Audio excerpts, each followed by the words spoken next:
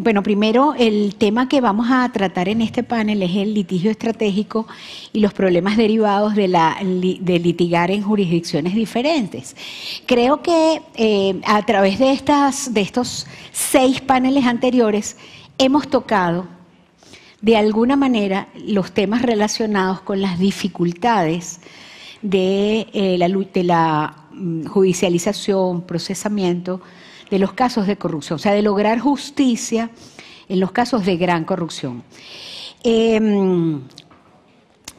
Y varios de ellos tienen que ver, empezando por los últimos que se nombraron en el panel anterior, la opacidad y la desinformación, que en Venezuela es la norma.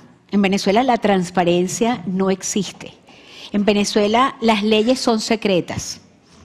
Imagínense ustedes, ¿cómo vamos a cumplir una ley si no la conocemos? La ley de presupuesto no se publica desde el 2015. Así que imagínense el nivel. Cuando les digo que en Venezuela no hay acceso a la información pública, es que no hay. Es que no se tiene información acerca del gasto desde el 2010, que los informes de gestión no se presentan desde el 2015. Que ni siquiera, ni la Contraloría ni el Tribunal Supremo obligan a que se cumplan obligaciones constitucionales y obligaciones legales de publicación. Pero más allá de eso, tanto algunos medios de comunicación como Transparencia Venezuela tiene equipos dedicados al tema de la verificación y fact-checking, tratando de alguna manera superar las limitaciones de la desinformación, con poco éxito realmente, porque lo que hemos estado viendo de desinformación es brutal. Pero además, en la lucha contra la corrupción, la desinformación se convierte en una herramienta de garantía de éxito de los corruptos. Y como saben, pues es desde el Estado, es desde el alto gobierno que se promueve la opacidad, que se garantiza legalmente la opacidad. Ya nosotros en el 2014 publicamos un libro que le llamamos internamente el libro rojo, en donde publicamos las 64 decisiones de cambio legislativo, de reformas legales, que para el 2014 ya se habían aprobado y que legalizaban la opacidad. De allá para acá, lo que ha habido ha sido mucho peor, con la creación de órganos de censura previa, y, bueno, otra serie de normas. Además de la opacidad y la desinformación en estos procesos, esta desinformación, esta opacidad, ha hecho que los casos que se judicializan de corrupción venezolana fuera del territorio tengan problemas. Porque los fiscales, las unidades de investigación policial, no tienen información de Venezuela. Es muy complicado tener información de Venezuela. No solamente por el caso, por los esfuerzos que hacen los privados por borrar su pasado, como el caso que vimos de Liminalia, de teborramos.com, etcétera, sino porque hemos tenido, ya se han cerrado varios casos en Argentina, en España, en México, en Ecuador, con la excusa, a nuestro modo de ver es una excusa, por parte del fiscal o el tribunal, de que no tienen respuesta a las rogatorias de Venezuela. Entonces, la Fiscalía venezolana no solamente, bienvenido el doctor Castresana, la Fiscalía venezolana no solamente ha sido cómplice de la investigación y de los procesamientos de los casos dentro del país, sino que al negar la información que se le pide, amparados en todas las convenciones de anticorrupción y de violación de derechos humanos que incluyen los criterios de cooperación internacional, pues también de alguna manera garantiza que los corruptos también estén a salvo fuera del país. Además tenemos el caso de jueces que cierran casos o piezas porque consideran que el caso es muy grande, que es muy complicado, o con observaciones tan nimias a nuestro modo de ver, y que espero que el doctor Ugas nos cuente con detalle, de que el lavado de dinero no es corrupción. cosas por el estilo, ¿no? Entonces, ahí nos presenta otra limitación y otro obstáculo en la lucha contra la corrupción. Una cosa que nos parece muy compleja de presentar y de discutir es que todas estas personas involucradas en casos de corrupción utilizan las garantías procesales de otros países para garantizar su libertad y el disfrute de los bienes mal habidos. Y no solamente porque hay países muy garantistas, España es un país muy garantista, sino porque las fronteras crean seguridad a los corruptos. La legislación de un país es distinta a otro, el caso, la tipificación de los delitos son diferentes, los procesamientos, los procesos judiciales son distintos y pues eso también hace difícil que se procesen. Hay un caso para nosotros en Venezuela, lo hemos publicado varias veces en nuestra página supremainjusticia.org, que es el caso del Pollo Carvajal, un señor que fue solicitado la extradición por Estados Unidos, está en España desde hace años, creo que desde antes de la pandemia. Aprobaron la extradición en algún momento y el hombre se escapó. No voy a decir nada sobre el escape del Pollo Carvajal. Había sido 10 años jefe de inteligencia en Venezuela, entonces seguramente sabía cómo escaparse.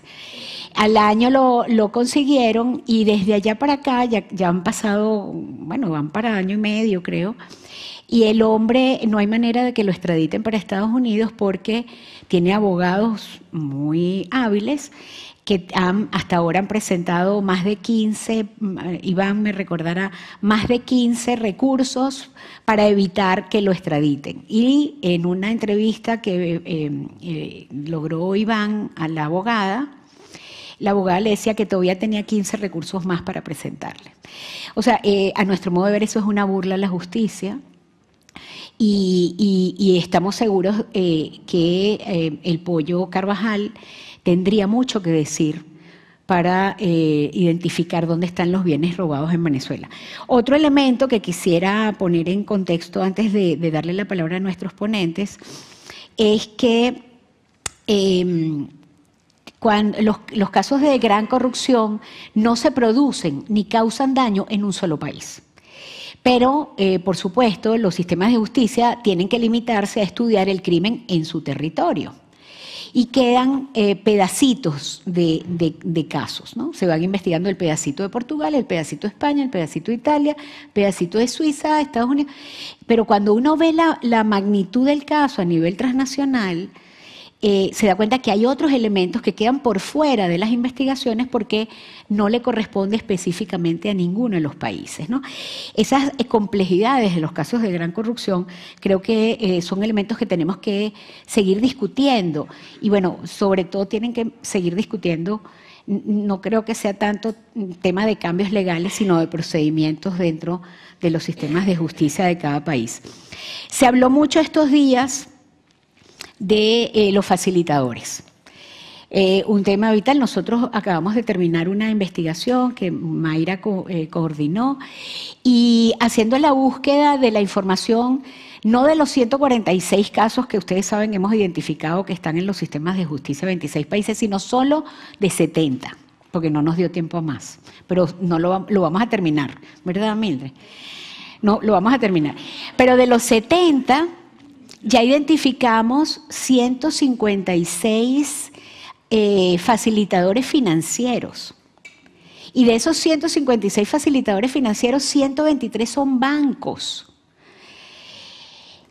Bancos.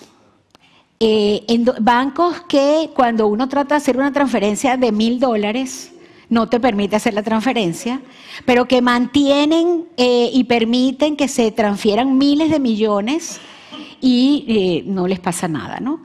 Bancos como Credit Suisse, que me atrevo a nombrarlo, ojalá que me demanden, ¿no? Sinceramente. Pero que me atrevo a nombrarlo porque está nombrado en, no sé, Mildred se pone nerviosa, está nombrado en muchas causas. O sea, es una vergüenza lo que pasa con bancos importantes en donde mucha gente tiene confianza para dejar su dinero y hacer inversiones.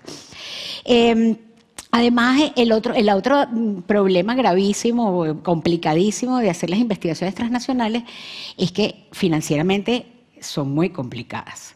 Yo intento y todavía no entiendo el tema de las criptovalores y las criptomonedas. Y claro, estamos viendo que están usando todas las oportunidades del sistema financiero para lavar dinero.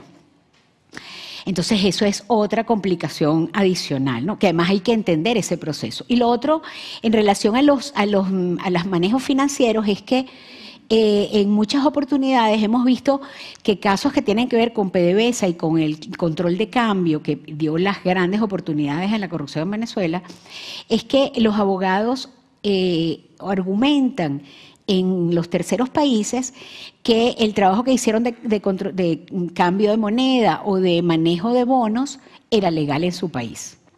No era legal en su país. Eso es absolutamente falso. Pero las tramas son tan complejas, entender el control de cambio y entender el manejo de los bonos en Venezuela, cómo se hizo, cómo se utilizaron, quién participó y por qué no era legal, es muy complejo porque lo aprueba el gobierno.